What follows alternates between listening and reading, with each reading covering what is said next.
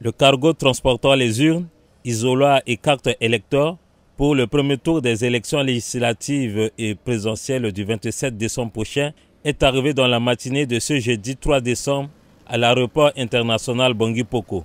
Ces lots de matériel ont été réceptionnés par l'ambassadeur de l'Afrique du Sud en Centrafrique, par la représentante spéciale adjointe du secrétaire général de l'ONU en Centrafrique, Denise Brown, et la présidente de l'autorité nationale des élections, Marie-Madeleine Ornayer-Koué. Aujourd'hui, nous réceptionnons les urnes, 12 000 urnes qui viennent de la donation en grande partie de la République sœur d'Afrique du Sud.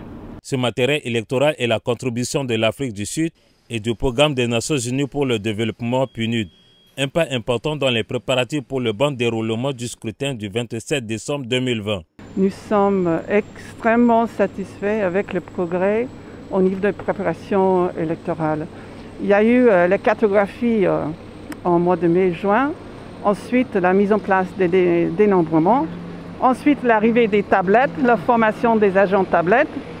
La liste électorale a été faite malgré le Covid, malgré la saison de pluie. Le reste du matériel électoral est attendu dans les prochains jours et semaines.